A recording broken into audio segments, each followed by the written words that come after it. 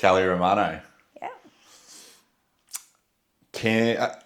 You're just off the back. I think the timing is actually, if I'm right, you're off the back of a pretty significant event down south.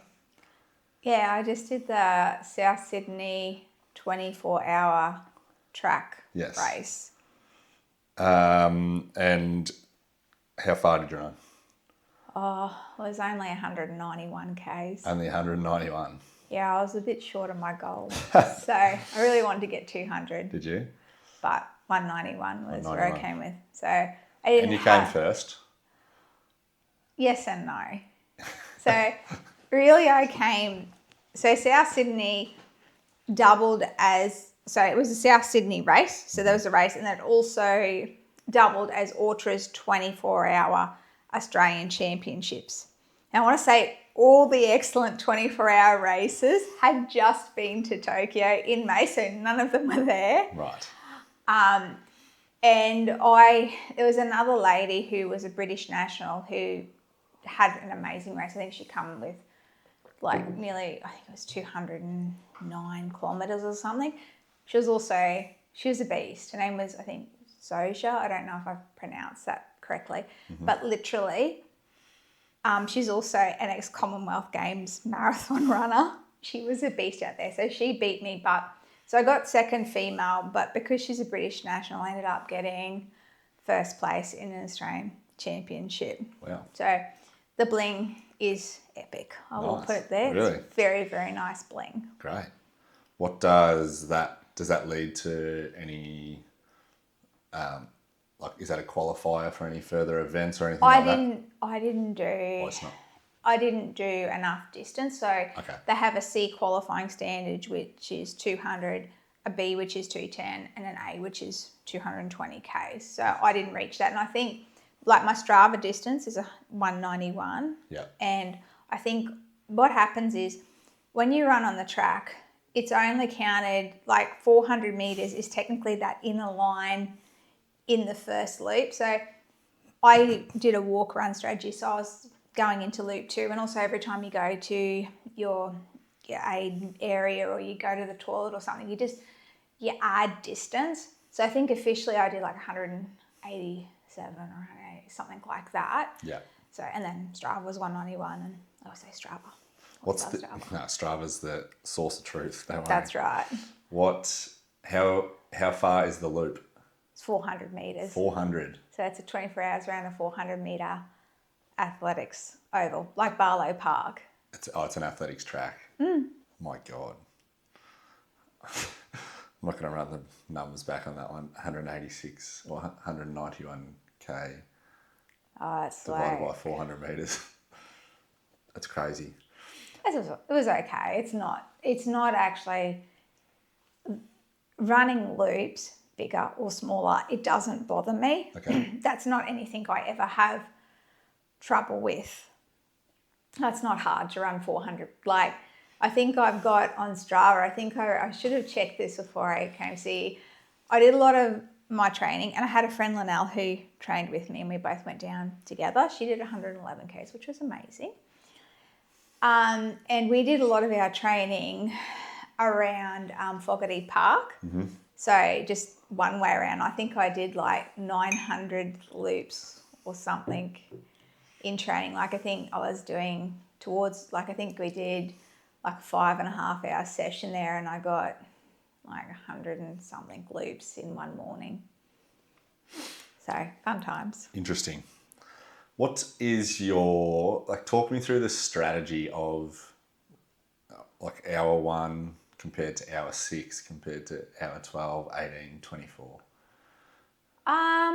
So I did a 14-minute run, 1 minute walk strategy, and I did that really successfully for the first 10.5 hours when I got my 100 Ks done.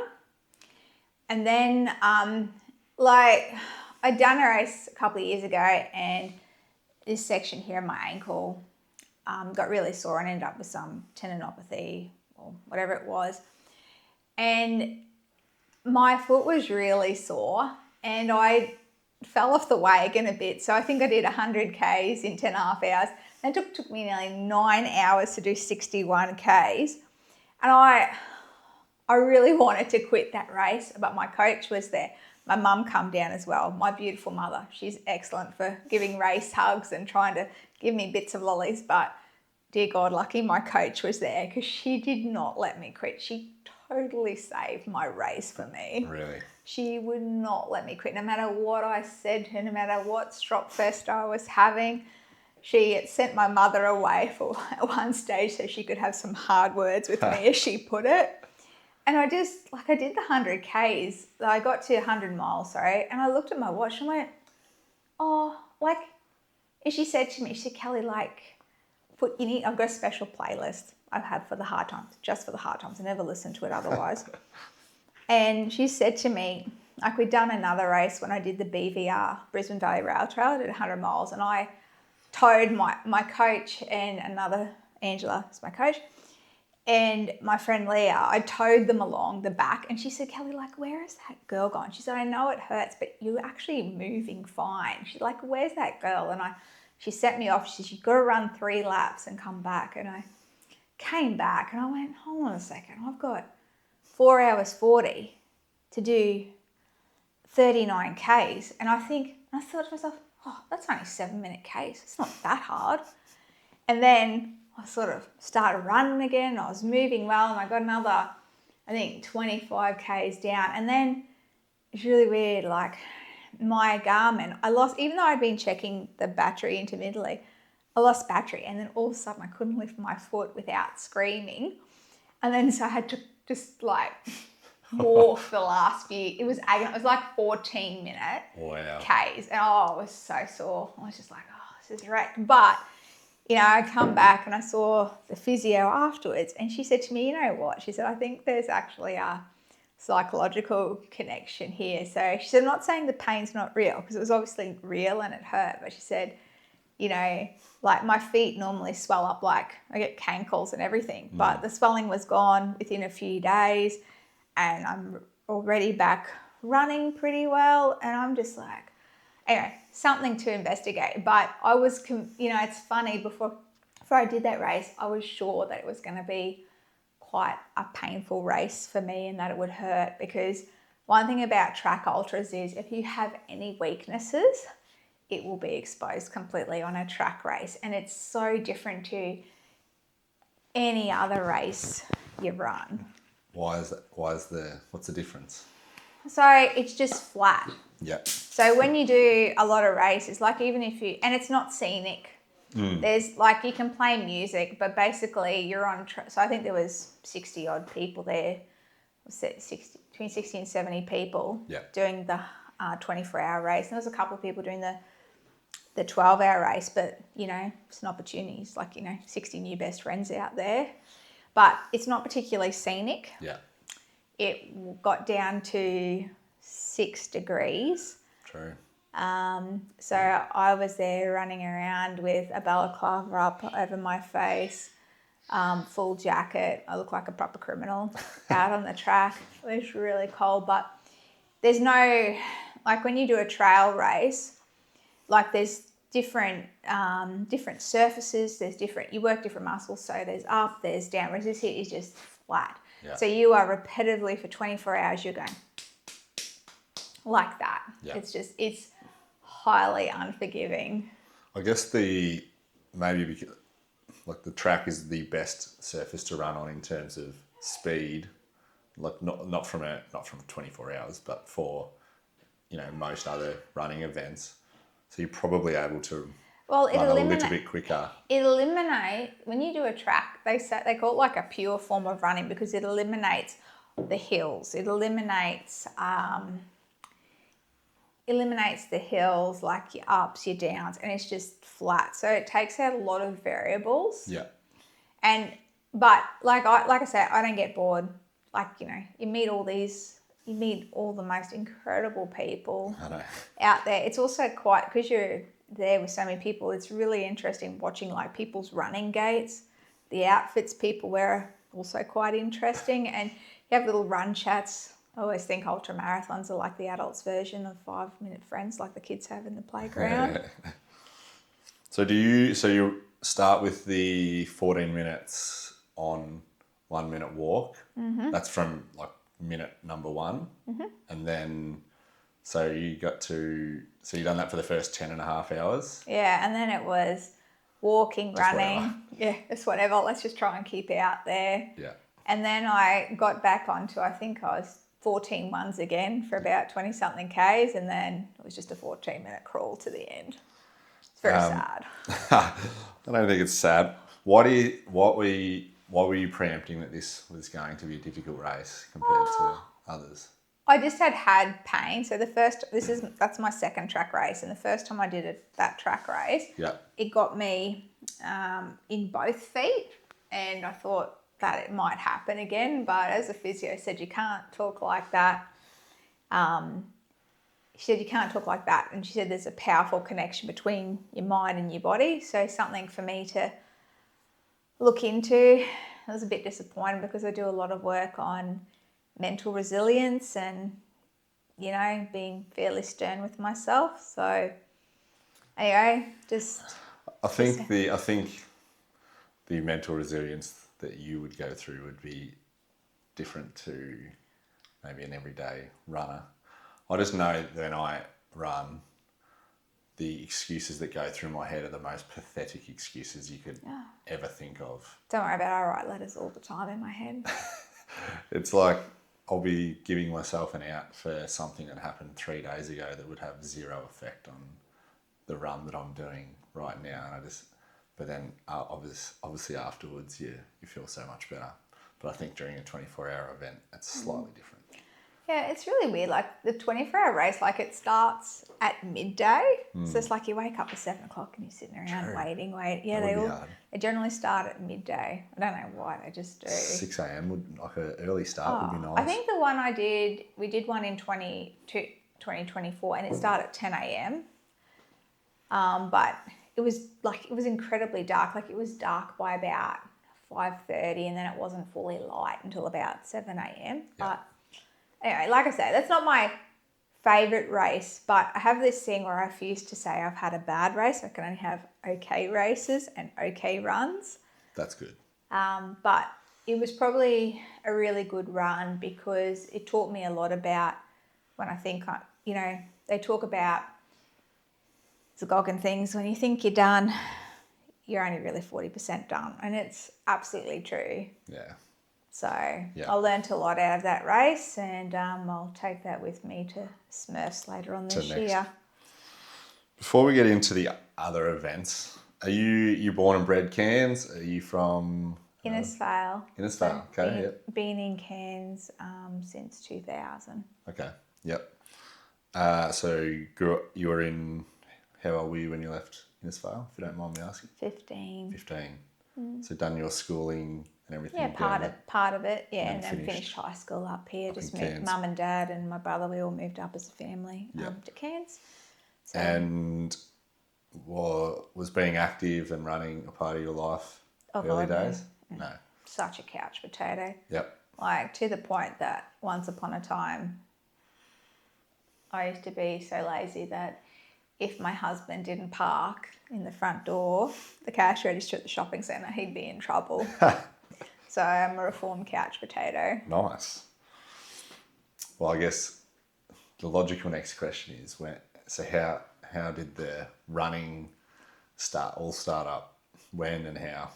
All right. So my husband and I had a cafe takeaway business, and my best friend's mother was going to Studio A, and we sold the business. And she said to me, "You need to come to Studio A," and she said, "Just come with me. It is so good."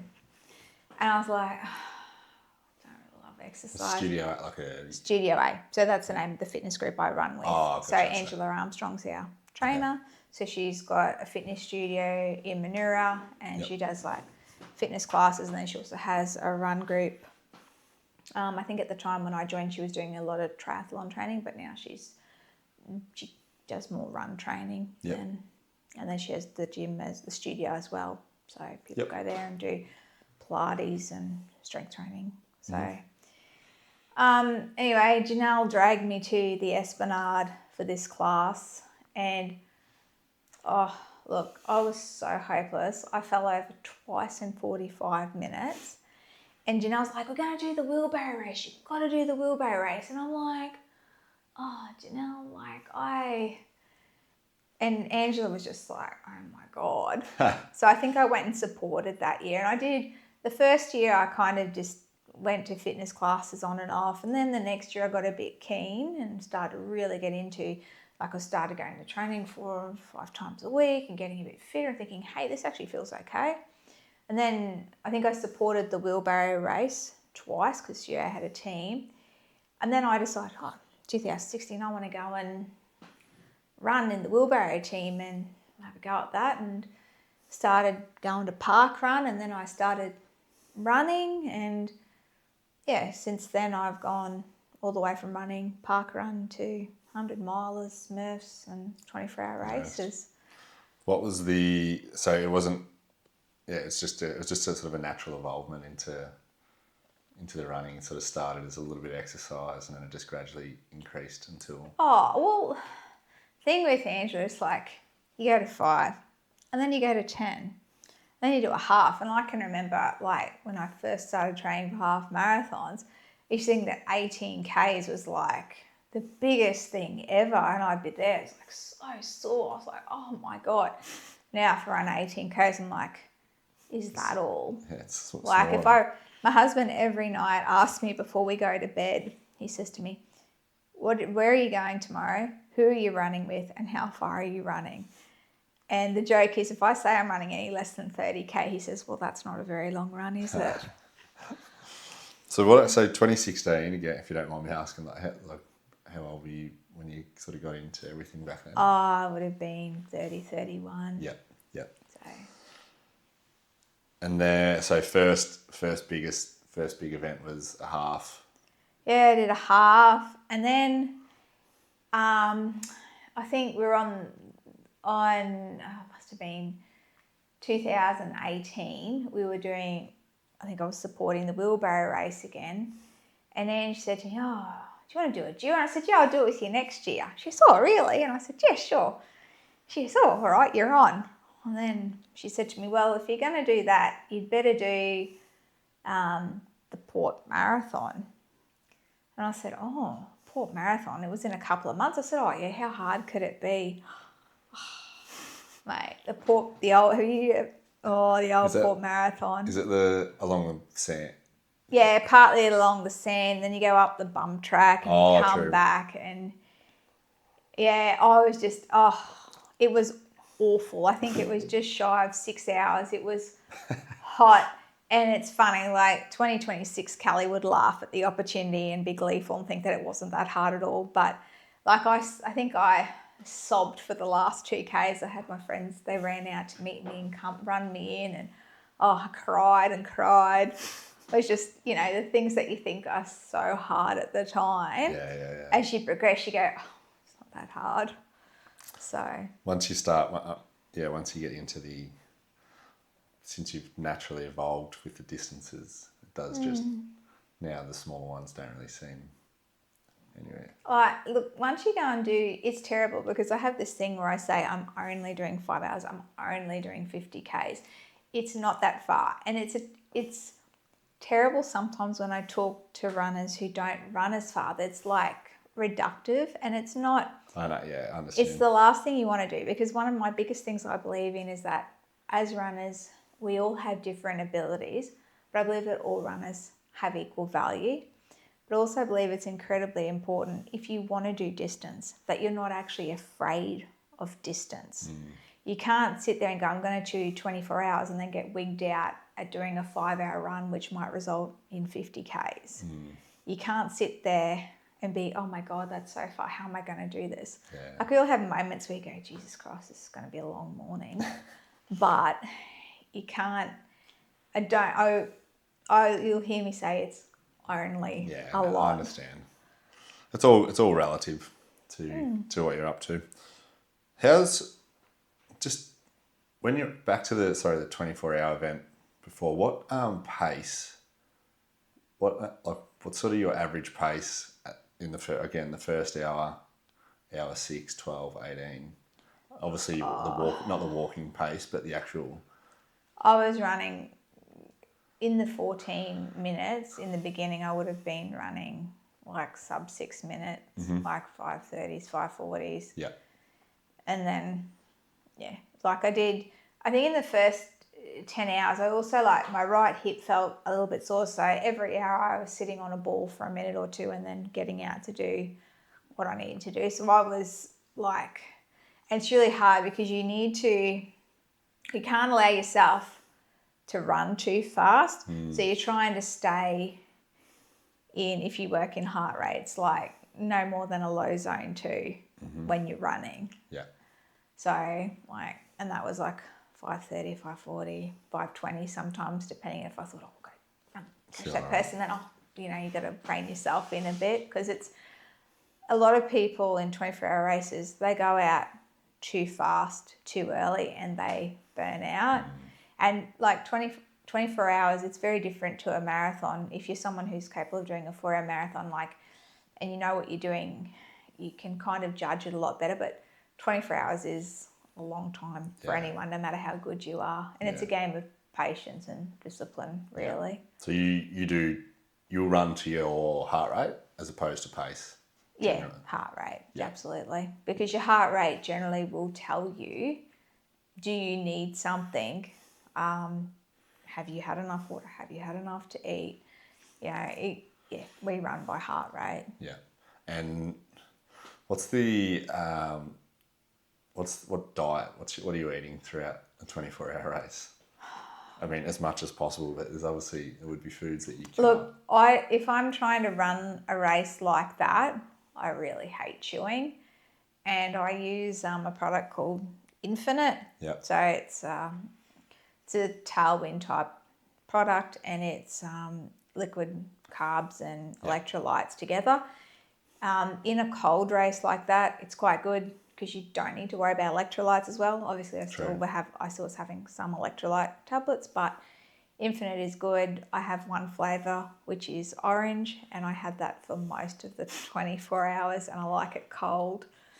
And you don't really eat too much at all? Oh, I had some lollies. Yeah. I think I tried to have some 2-minute noodles and some potatoes, but I Just didn't do it for you. No, and it's the type of race you're doing. So for that kind of race, I find it really hard to chew the further I go into the race. And this is like multiple times. The further a race, like in the beginning, you can eat something. Like I have precision hydration chews, and then the other thing I do eat early in the race is I have my friend, we call them Helga's chews, but my friend, it's based off a Filipino treat. It's called Kamelang Song, and it's basically, we make these chews ourselves, and it's glutinous rice flour, water, sugar, coconut milk. So Sounds nice. It is. I fed a heap of them to Norm last year in training at Smurfs and on the race, and I have them a fair bit, but just towards the back end.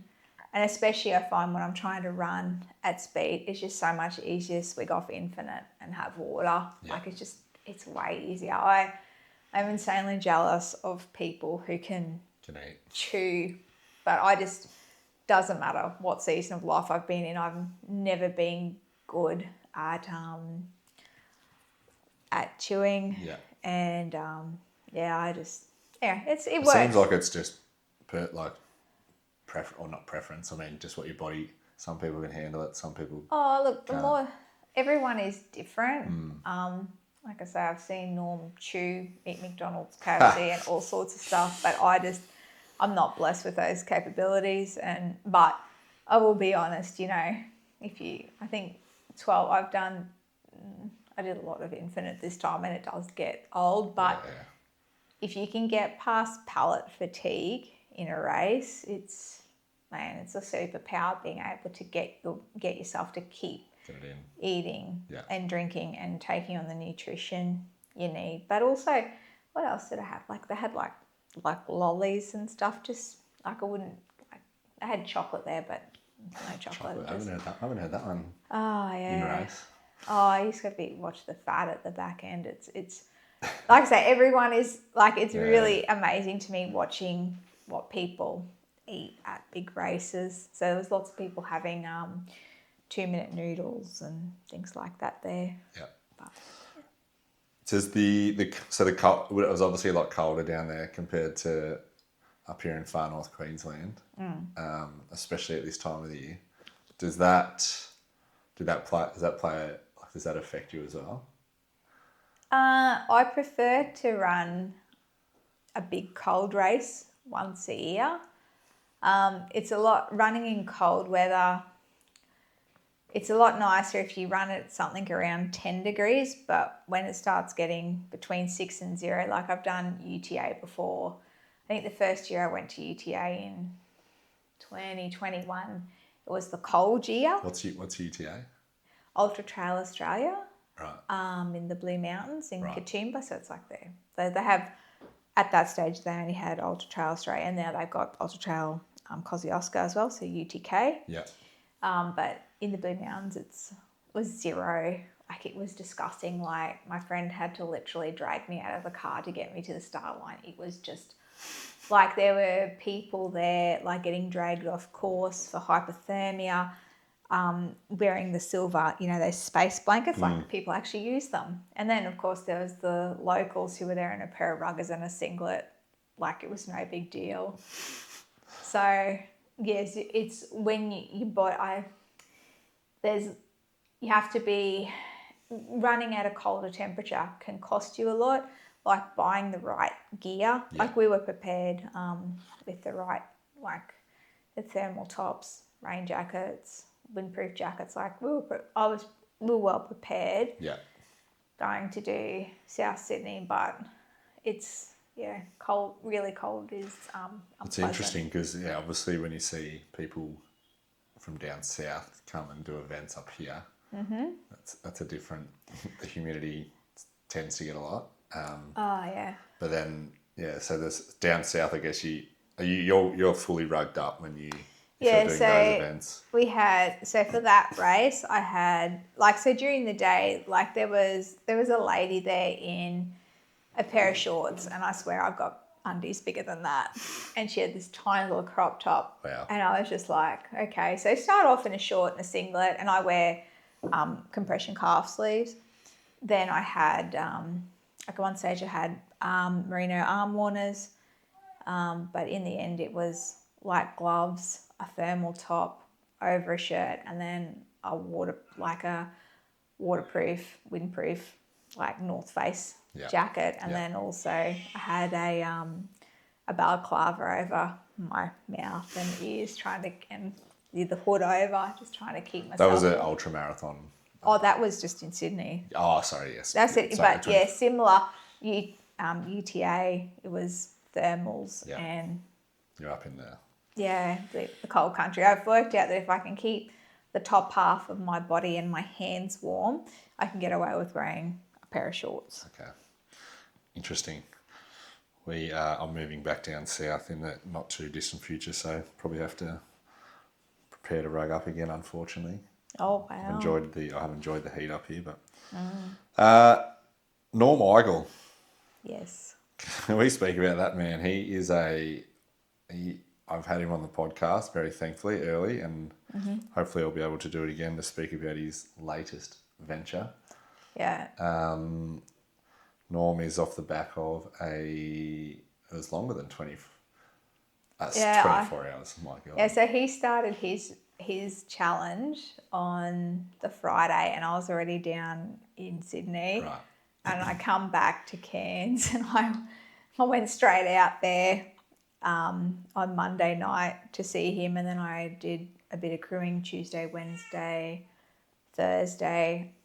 Was on my way to see on Friday, and unfortunately I missed him on Friday. But yeah, he's just completed his marathon and ultra marathon of burpee broad jumps. Broad jump burpees So that he's broken the world record. That's been formalised. So congratulations to Norm. So it took him, I don't know the exact times, but roughly... It's 180 hours and I think 30-something minutes. Wow. So what are we there? So sort of 7... He beat the world record for the marathon by about 17 hours. Broad jump burpees for 7-8 days, roughly. Oh, yeah. We can fact check it, and up and back at his local high school that he went to school here in Cairns. And then he went on to do, just to finish it off with an ultra. Yes. I don't know if that world record gets broken. Maybe it will again, but that is an unbelievable effort. I believe there's some young buck who's going to have a crack at it in already September. Wow. So I saw something about it on Facebook. I think it might have been something on one of those Harrys. And I said, because I remember Norm told me he was going to do the marathon, and I'd said to Norm, "Oh, this is another bloke." He goes, "Oh, well, I'll just have to do an ultra marathon then." And he did. He kept going. Like Norm is unbelievable in terms of mental and physical strength. Like Norm, how he trains is so different to how I train. Like I'm really very rigid.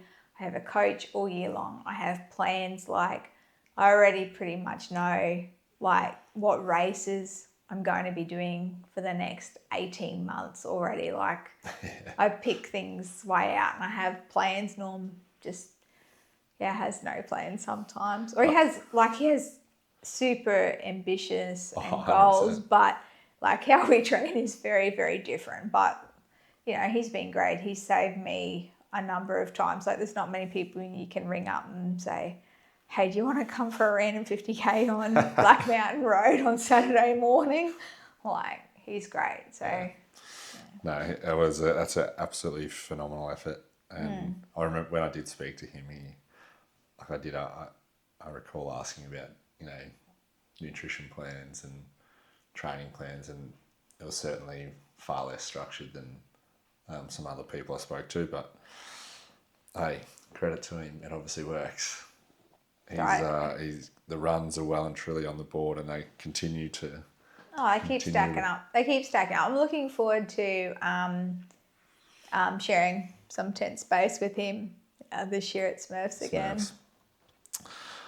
So you are the female winner in 2024 and 2025. Yes. Correct. And competing again in 2026. So of course going for the title again.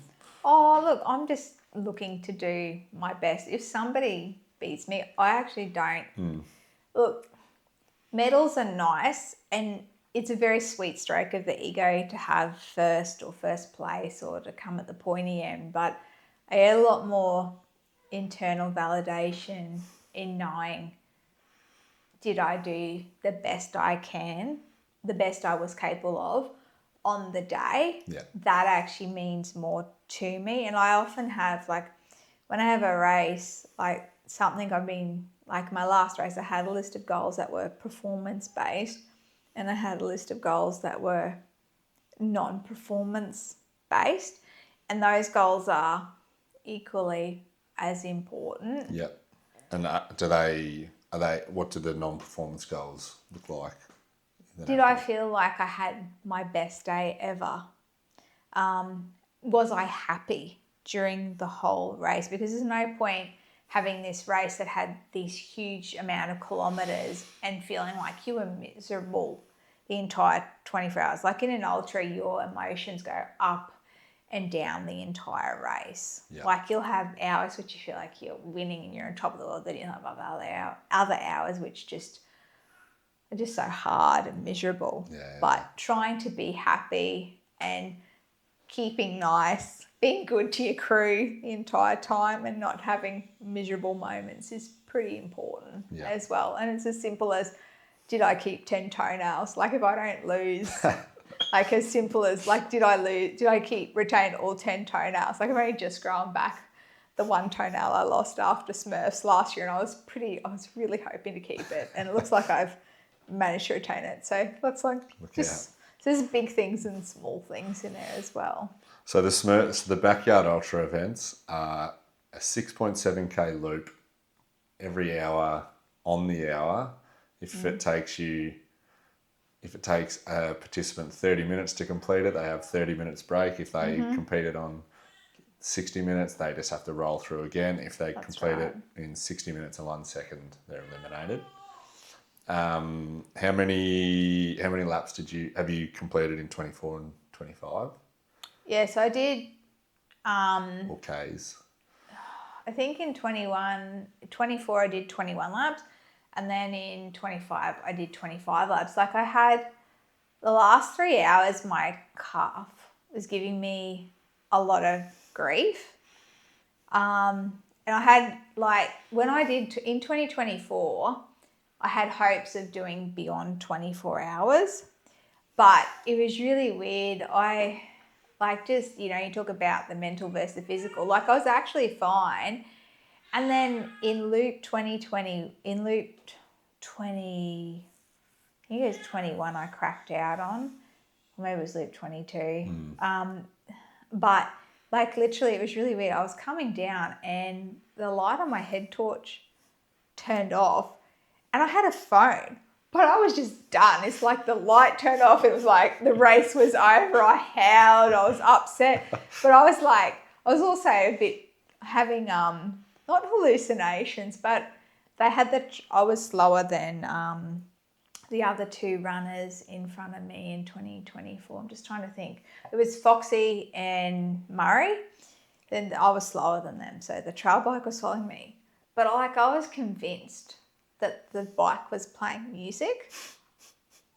Like weird things happen during ultras. I was convinced that there was cars in the middle of the course. Like your head just goes to strange places during ultras. But yeah, I literally thought the bike was playing music. Spoiler alert, it wasn't. The Cairns Ultra, the Cairns Backyard Ultra, or Smurfs Backyard Ultra, sorry I should call it, is definitely one of the harder courses. That was sort of my intro into. I had two mates who did it last year, and they told me about this event, and I'm like, "Are you serious? Like, what do you mean?" And then so I understood it, and then I went and started watching, and now have come to know like it's definitely seems to be one of the more difficult courses. It's got heat. It's got trail sort of component to an extent. Compared to some of the other courses I've seen in Melbourne. Bet you're dead flat. They're just dead flat. They're in, the weather-wise. It's the heat that probably really separates the runners out. So last year, there was a very big difference between 2024 and 2025 as to who showed up to the event. So I would say in 2024, there was more runners and a lot of ultra runners. And last year, there was a lot more hybrid athletes, call it that way. So it was really interesting. So the runners generally, they've got definitive running gear. They don't go out too hard, too fast. They keep themselves in check a lot more. They're generally, a lot of them go and run in the heat. And last year, though, I will say there was a lot of guys who, I met lots of, because I went out and did a lot of training blocks out on course, because that is so important to know your course where you can. So a couple of people were there who were those hybrid athletes, and they come, to their credit, they're coming out, they're having a look, who are you? What have you done? Do you know are you an ultra runner? Yes, I am. Do you know the course well? Yes, very well. They were keen to ask questions. But yeah, it was quite interesting watching the hybrid. I wonder if it's I won't even be in the hybrid athlete. I don't know what the category below that is. Maybe amateur or very amateur. That's where I'll sit somewhere in that. Look, it's in that demographic. Most of the field, over half. If you talk about for the people who do the ultra, so not the mini. Like generally half the field is well and truly gone by about 12 hours. And I think it's really interesting. So people, there's a couple of they talk about drop off points. So like there's a huge contingent, let's get to 12 hours. Okay, so 12 hours is really good. And then you get to 15 hours, so that's 100 Ks. Like, that's a really good point. And then I think I want to say from 100, maybe it was loop 15 or 16, then there was virtually 6 people, and we all stayed out there till 20 to 24. And then there was, I think we lost one personal lap, and then that was it. Yeah, so I think Cadell dropped off I think it was Cadell last year who dropped off loop 24. I dropped off at loop 25. Then we lost Dan Hannaford, loop 20. He did 26 loops. And then I think it was, just trying to think who was next, whether it was Kev, and then it was Murray, and then it was, I feel like I'm missing someone. Maybe, I hope not. And then there was Norm. Yeah. Have you competed in any backyard ultras elsewhere? No, I would like to. I would very much like to try a backyard in a colder climate. Like, I'd love to have a go at Dead Cow or even any of the, like in Melbourne. But like when you have a backyard, you really need a big crew. Backyards are really difficult to do uncrewed. And also to have your best day out, like, you know, you need a tent. You need your own 3x3 gazebo. You need, like, you know, your tables, your chair, to have all your gear.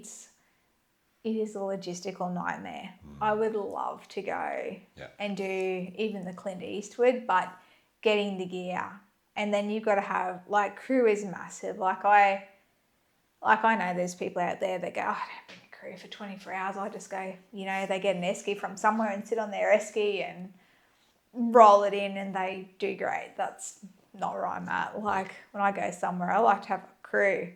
Like when I did the Brisbane Valley Rail Trail, like I did 100 miler for my 40th birthday. That's what I decided I wanted to do for my 40th. Right. So I went and did a 100-mile race. So all my runner friends As you do. thought I was amazing. My friends, family, non-runner, like even my husband, he said, like, can you not be normal? But like I took a group of 4 friends down we had two cars, and he followed me all day. So 2 of them ran with me at different times, and then 2 of them just did cars and went where we needed to go. And then I had a 3rd friend who lived in Brisbane come and drive down to join the party at the back end of the race, which was lovely. But like, ultras are really sometimes very, very selfish, because the day needs to be all about you as the runner and what you need to perform your best. Yeah. And like, oh look, I have the most beautiful friends. Like, we had a proper roster last year. I think I had maybe 6 or 7 friends, like, actually on a roster. My husband will come to the backyard event and he'll sit there, and he finds the backyard pretty interesting, but we don't take him to the away events very often because it's not his happy place. Yeah. Is your husband into running or not? Not at all. Yeah. Not very interested. He's proud of me, but I would say I'm very lucky. I have a beautiful husband, Anthony. But he just, like, he deals with the home side of life. Like, our house would be a brothel if it wasn't my husband. Yeah. And he does a lot of the cleaning in the house. He does endless piles of laundry. Like he said, towards the end of like a big training campaign, you know, there's 10 towels a week. There's so many clothes to get washed. He goes, oh, is it peak week? Is peak week over yet? And he goes, oh, it'd be nice to go back to a more normal quantity of laundry to do, because the amount of laundry you generate is just enormous. And it's also like the time commitment. So I have a very, very busy job. So most weeks I would work 60 plus hours a week. Yeah. in addition to training a huge amount, like, and it doesn't leave a lot of space. So I'm very lucky that he gives me the space to go and do that and keeps our house not looking like our house would be in shambles. I wouldn't. Shout out to Anthony. He's done. Yes. He makes sure the home life is kept in check. Yeah, he's not real good at like, he doesn't like come for the. I think I made this time. We had to go and run at 10 o'clock at night, and I think he had to come at 10 o'clock at night for a couple of weeks and sit out there. And he goes, it's very cold at night. But yeah. Are you training generally morning or night or both?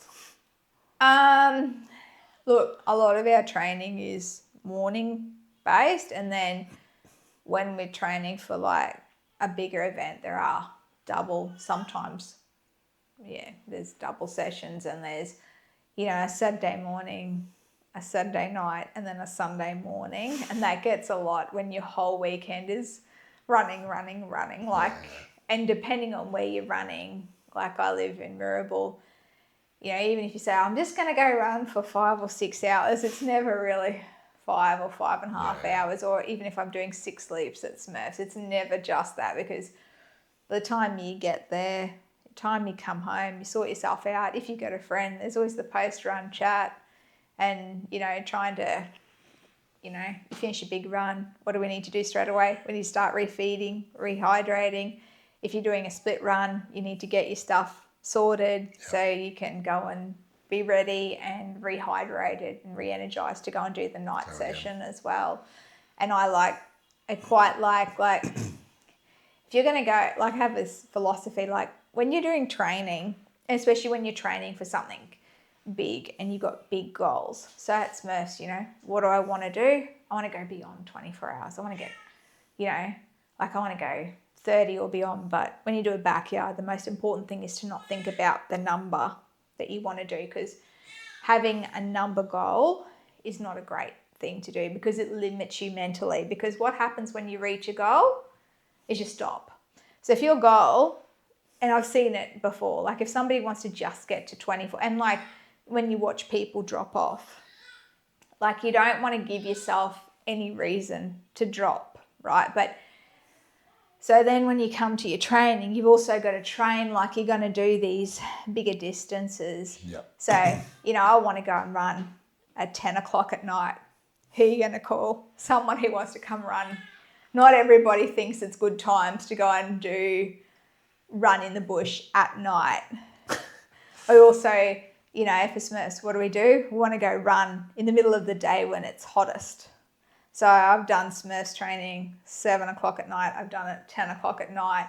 I've done it at midday, the hottest part of the day. So it's incredibly important when you're running and you want to do these bigger things to go and run, not when it's going to be easier for you. Yeah.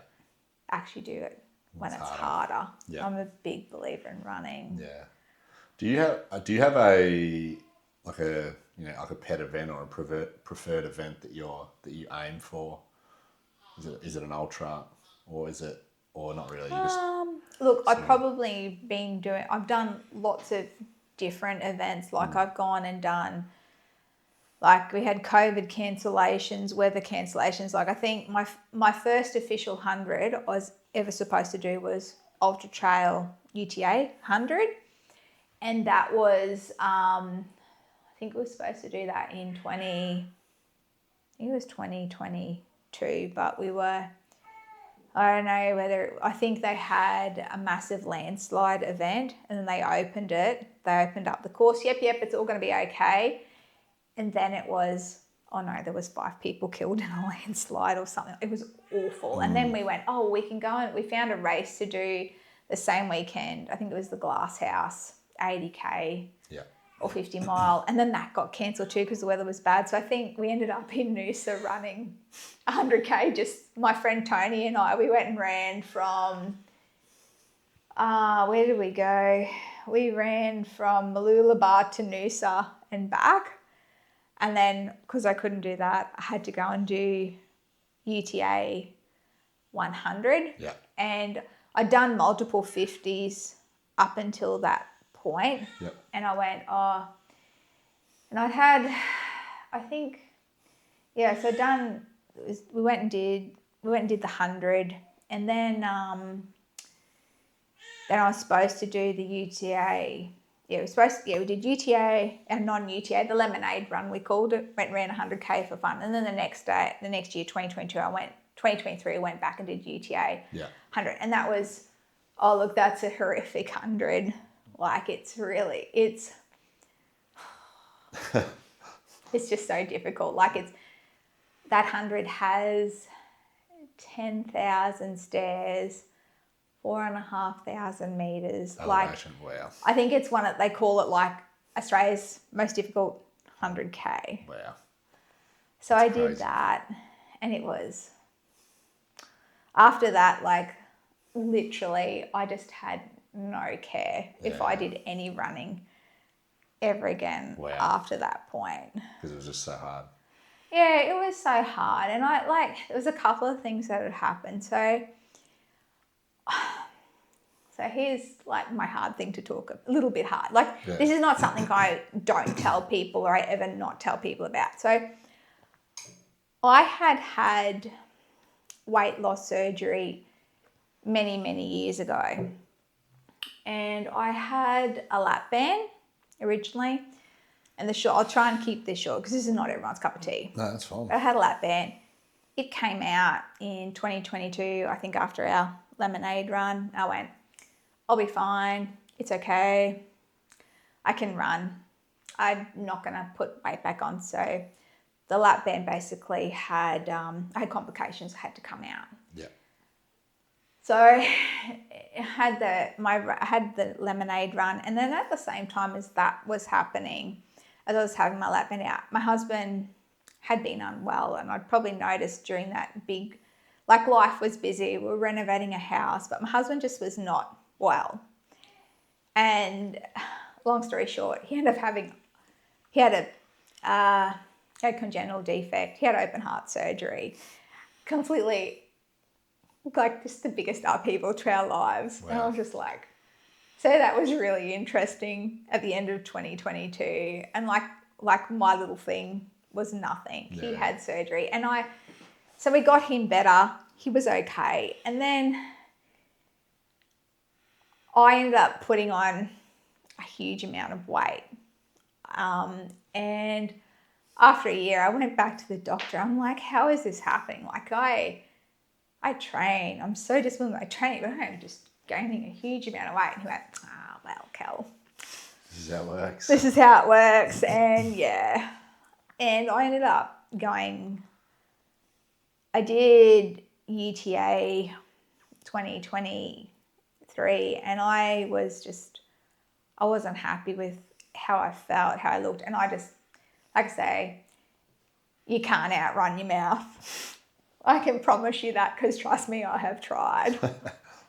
And I ended up going back after my race in 2023, and I was so unhappy. I ended up having a gastric bypass. And before I did that, before I had my surgery, there was a couple of things I did. Like I did the race, I was unhappy, I didn't feel good about myself. And I had a consult, and I was like, I hated running. I was like, I don't care if I never run an ultra again. I'm just going to do flat stuff. Flat halves, flat marathons. Yeah. That's it. Don't care. Not doing any of this big stuff again. Go get stuffed. This is shit. It was hard. And I had a consult. I rung up this guru who knew about bariatrics and knew about running. And they were like, look, you're not going to run again. You'll be lucky to do a marathon. And I was like, okay, I can accept that. Flat marathons, that's where I'm at. This is it. This is good. Don't care. And I had the surgery, and I remember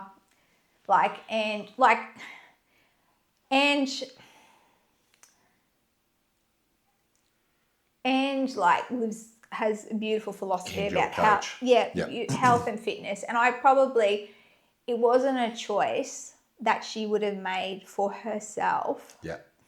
Or it wouldn't have been probably what she would have seen as the only way to do things. But she nevertheless supported me. Yeah.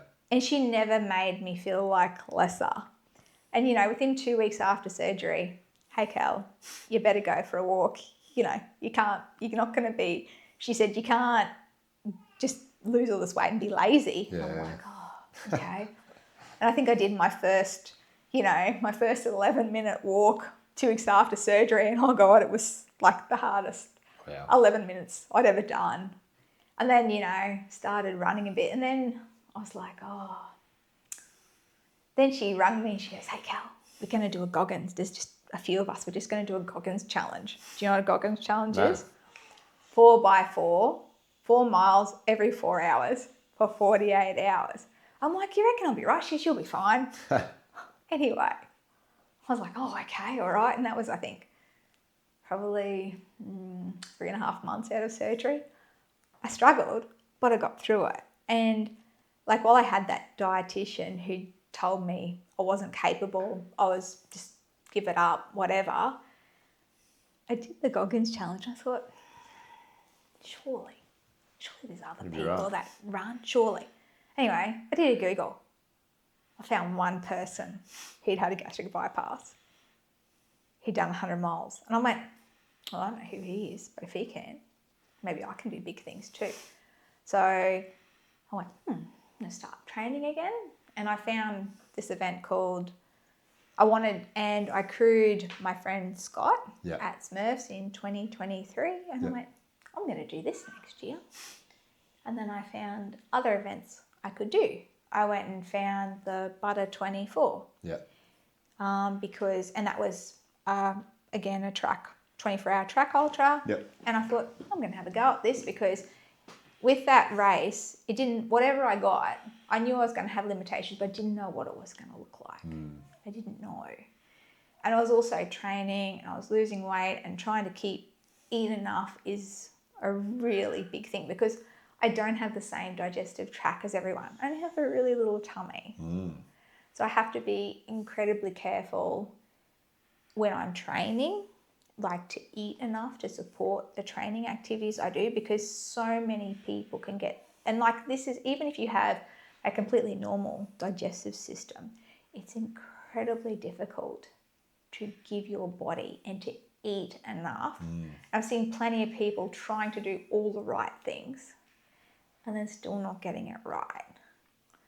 So having a restricted capacity, if you want to call it that, makes it even trickier. 100%. So I guess that's like, what's your nutrition sort of look like at the moment with that? Oh, it's post-recovery now, but it's as simple as, like, for me, for what I weigh now, it's no less than 100 grams of protein every day. Like I have the same breakfast nearly every day of the year, like overnight oats. Yep. Like it's quite simple. Do that. Obviously, if I'm having a training morning, it looks a bit different, but that's often post-race. It's making sure I have a wrap with enough protein, getting in enough carbs. But it's just, I don't eat anything incredibly exciting, and my diet is still not perfect. I'm not a perfect person, and I wouldn't pretend to be either. Yeah. It's interesting there's when you just do it when the volume of training is so high, it's really just about calorie. I mean, you just need to try to get calories in. It is, and it's really funny because like I said, I had that consult with that sports dietitian who understood bariatrics and just told me flat out, you just give it up. You'll be hopeless. It's like sometimes I think, was it the worst advice I ever got, or was it actually the best advice? Because sometimes when I'm doing something incredibly good, I write her a little email in my head and tell her, well, Marcella, here we are. So that just ignited the fire. Yeah, I did. But also I had my trainer, Anne, said to me, hey, let's have a go. Like, why not? You can. And I found that I could. And I run faster, better, stronger now than I ever did when I was in my early 30s. Yeah, well.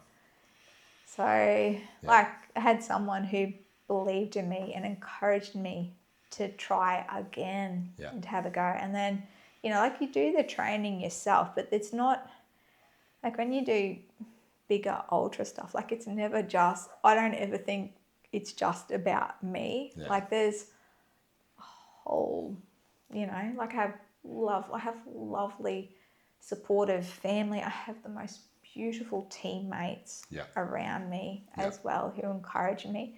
Like I think I'm the most mid runner ever. They think I'm a rock star and they treat me like one. I'm so lucky. Love that. That's great. You got the right people around you. That's what it's all about. Yeah, even the dietitian, like the surgeon who did my surgery. Every time I do a big race, I send him a message. He goes, "This is amazing." Yeah. He's like, you know, so yeah. No, that's awesome. Well, what does your, like, what are your next big events? Obviously, Smurfs coming up. Yeah, so I've got Melbourne Marathon 2 weeks before, which is it's my taper. Nice. So I'm not quite sure how that's all going to look. Yeah. But I'm wanting to do Comrades next year. And in order to do Comrades, I have to do a marathon qualifier. And I would really like to have my marathon. Is that how you get into Comrades? Yeah, you've got to do, I think you got to do a marathon under, I think 4:45. Like you can do there's the whole sliding scale of, like you can do 60s and you can do 70s and 80s. But when I looked at, like I made the choice some time ago that I really want to do Comrades in 2027. It's the 100th year anniversary. And I've been obsessed with the race ever since I read Rise of the Ultra Runners. It's the most amazing ultra running book out there. And you've got to do a marathon as a qualifier. Yeah. And I just knew that would fit in because I didn't want to be chasing a marathon qualifier post Smurfs. And I wasn't even really, like, I thought I was done with Smurfs. Like I was always going to come this year, but I was like, oh, I'll just have fun and whatever I get out of it. But after I did South Sydney, I realised that I had left performance on the table. So look out. Yeah, so could be a big one. Comrades, I will watch. Interestingly on that, I had Lorraine on talk about that, and I had never even heard of it. It was all news to me, and and I've since looked at it. It's a phenomenal event. That will be certainly a bucket list item, I'm sure, for every ultra runner once they find out about it, if they haven't already. It's a proper logistical nightmare to go and do it. I've got no idea how I'm going to do it, but we'll just work it out. Qualify and just work it out. That's right. Yeah. There's visa for everything, right? Exactly right. Well, thank you. Thanks for joining. I appreciate it. It's an interesting story. I will see you at Smurfs Backyard Ultra this year. Mm-hmm. You're going for, well, you're not necessarily happy to compete, but there is a three-peat there up for grabs, but who knows? Oh, look, Norm and I did a bit of time walking with Norm up and down while he was doing burpee broad jumps, so Smurfs was discussed endlessly while we were out there. Keeping his mind busy. Mm-hmm. Matt, thank you very much. I appreciate you joining me. That's right. Lovely to meet you. Awesome. Thank you for that.